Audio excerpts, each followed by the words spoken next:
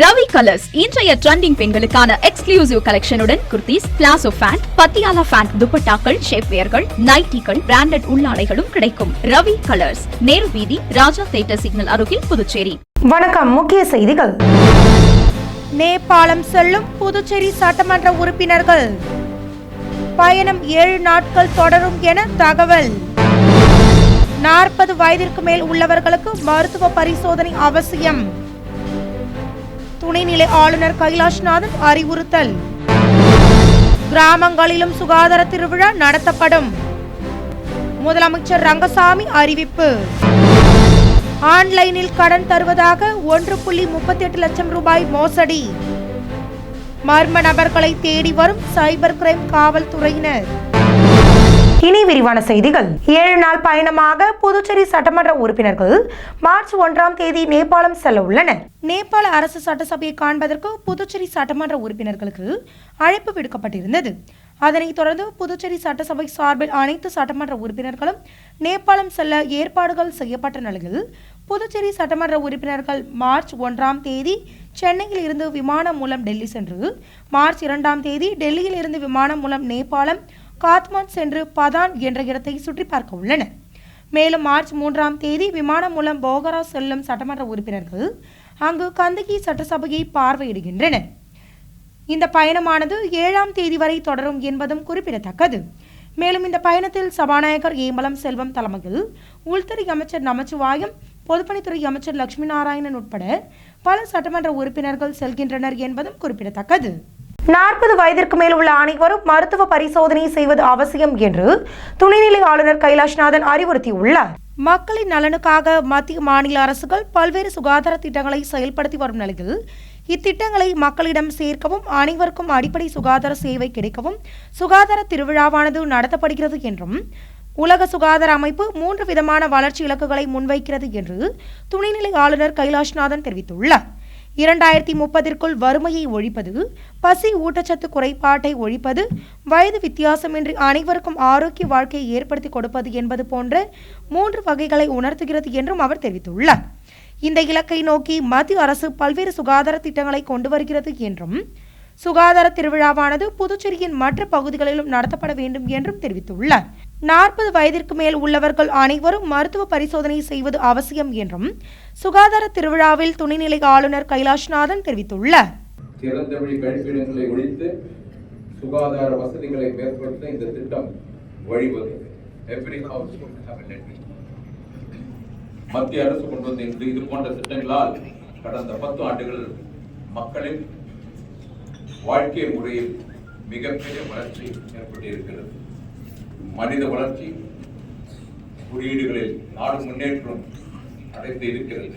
புதுச்சேரியில் அடுத்த ஆண்டு கிராமங்களிலும் சுகாதார திருவிழா நடத்தப்படும் என்று முதலமைச்சர் ரங்கசாமி தெரிவித்துள்ளார். புதுச்சேரியில் எளிதான மருத்துவ வசதி உள்ளதாகவும், மற்ற மாநிலத்தில் 10,000 பேருக்கு ஒரு ஆரம்ப சுகாதார நிலையம் உள்ள நிலையில் புதுச்சேரியில் 4,000 பேருக்கு ஒரு ஆரம்ப சுகாதார நிலையம் உள்ளது என்றும், மருத்துவ குறியீட்டில் முதன்மை நிலையில் புதுச்சேரி உள்ளது என்று முதலமைச்சர் ரங்கசாமி தெரிவித்துள்ளார். மேலும் புதுச்சேரியில் அறுவை சிகிச்சை, உறுப்பு மாற்று, மூட்டு மாற்று சிகிச்சையில் சிறப்பு மருத்துவர்கள் உள்ளதாகவும், 70 வயது மேற்பட்டவர்களுக்கு 5 லட்சம் ரூபாய் வரை சிகிச்சை பெற மருத்துவ காப்பீடு திட்டம் விரிவாக்கப்பட்டுள்ளது.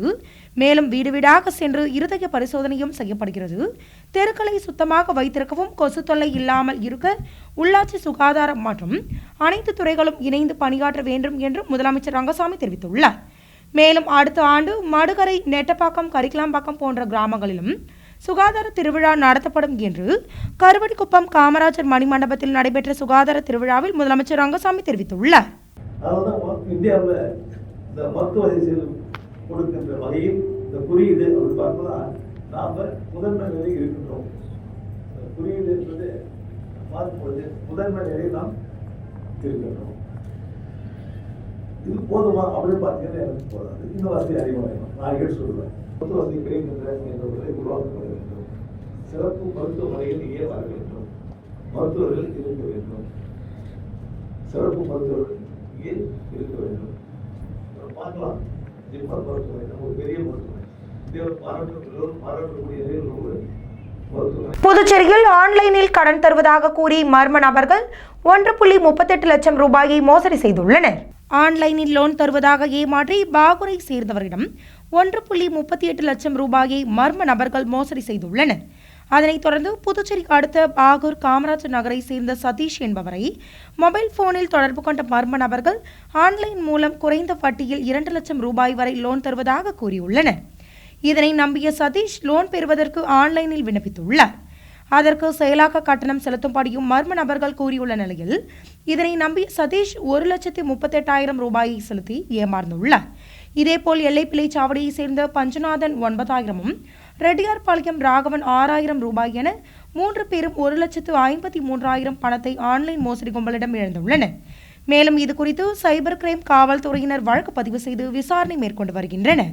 வில்லியனூர் பைபாஸில் புது எம்ஜிஆர் சிலையை அண்ணா திராவிட முன்னேற்ற கழக மாநில செயலாளர் அன்பழகன் திறந்து வைத்தார். வில்லியனூர் மூலக்கடையில் எம்ஜிஆர் சிலை கடந்த 1996 திறக்கப்பட்ட நிலையில் வில்லியனூர் பைபாஸ் அமைக்கப்பட்டதால் போக்குவரத்து இடையூறாக இருந்த எம்ஜிஆர் சிலையை அகற்றப்பட்ட நிலையில் தற்போது பைபாஸில் விநாயகர் கோவில் அருகில் புதிய எம்ஜிஆர் சிலை அமைக்கப்பட்டுள்ளது.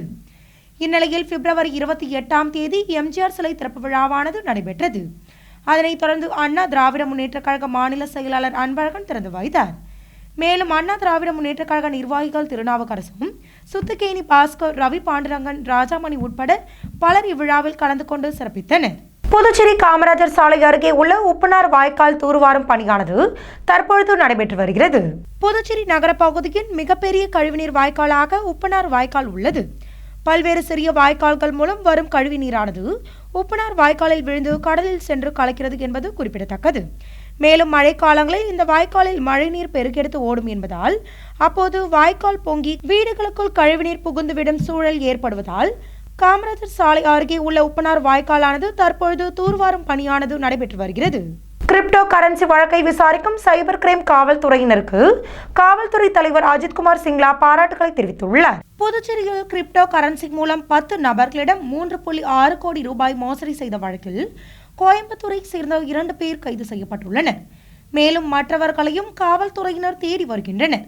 இந்நிலையில் இவ்வழக்கை விசாரிக்கும் முதுநிலை காவல் கண்காணிப்பாளர் நாரா சைதன்யா, காவல் கண்காணிப்பாளர் பாஸ்கரன், ஆய்வாளர் தியாகராஜன் கீர்த்தி, தலைமை காவலர் மணிமொழி, காவலர் பாலாஜி தலைமையிலான குழுவினரை காவல்துறை தலைவர் அஜித்குமார் சிங்லா அழைத்து பாராட்டியுள்ளார். மேலும் இவ்வழக்கில் தலைமறைவாக உள்ளவர்களையும் கைது செய்யவும் சொத்துக்களை முடக்கவும் ஆலோசனையும் செய்துள்ளனர் என்பது குறிப்பிடத்தக்கது. வீட்டு வரி, சொத்து வரி மற்றும் சேவை வரி வசூலிப்பதற்கான சிறப்பு முகாம் மார்ச் 2ஆம் தேதி நடைபெற உள்ளதாக உழவர்கரை நகராட்சித்துறை சார்பில் தெரிவிக்கப்பட்டுள்ளது. உழவர்கரை நகராட்சியானது வீட்டு வரி, சொத்து வரி மற்றும் சேவை வரி செலுத்துவோரின் நலன் கருதி வரும் மார்ச் 2ஆம் தேதி அன்று வெங்கடா நகரில் அமைந்துள்ள தமிழ்ச்சங்கத்தில் வீட்டு வரி மற்றும் சேவை வரி வசூல் சிறப்பு முகாமானது காலை 9 மணி முதல் 5 மணி வரை நடைபெற உள்ளது.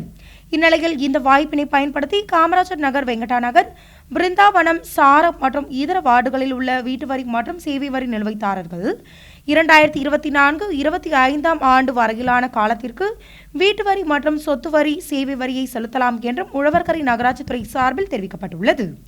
அதனைத் தொடர்ந்து வீட்டு வரி, சொத்து வரி மற்றும் சேவை வரி செலுத்துவோரின் நலன் கருதி வருகின்ற மார்ச் 2ஆம் தேதி அன்று தட்டாஞ்சாவடி விவிபி நகர் வீட்டு வரி வசூல் மையத்தில் காலை 9 மணி முதல் 5 மணி வரை சிறப்பு முகாமானது நடைபெறும் என்றும் அந்த சமயம் உழவர்கரை நகராட்சிக்குட்பட்ட அனைத்து வார்டுகளில் உள்ள வீட்டு வரி, சொத்து வரி மற்றும் சேவை வரி நிலுவைதாரர்கள் 2024-25ஆம் ஆண்டு வரையிலான காலத்திற்கு வரியை செலுத்தி வட்டி மற்றும் ஜப்தி நடவடிக்கை தவிர்க்குமாறும் அறிவுறுத்தியுள்ளனர். மேலும் வீட்டு வரி, சொத்து வரி மற்றும் சேவை வரி செலுத்துவோர் ஆன்லைன் மூலமாகவும் elcrimes.py.government.in என்ற முகவரியிலும் மற்றும் டெபிட், கிரெடிட் கார்டு மூலமாகவும் செலுத்தலாம் என்றும் உழவர்கரை நகராட்சி சார்பில் தெரிவிக்கப்பட்டுள்ளது.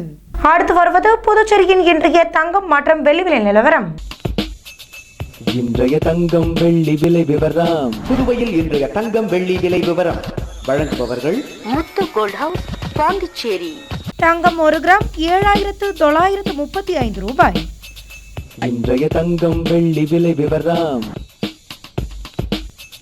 வெள்ளி 10 கிராம் 1020 ரூபாய். இத்துடன் ஏஎம்என் செய்திகள் நிறைவடைந்தன. வணக்கம். உங்கள் ஏஎம்என் டிவி செய்திகளை யூடியூபில் உடனுக்குடன் காண ஏஎம்என் டிவி பாண்டிச்சேரி சேனலை சப்ஸ்கிரைப் செய்யுங்கள். பெல் பட்டனை மறக்காமல் கிளிக் செய்யுங்கள்.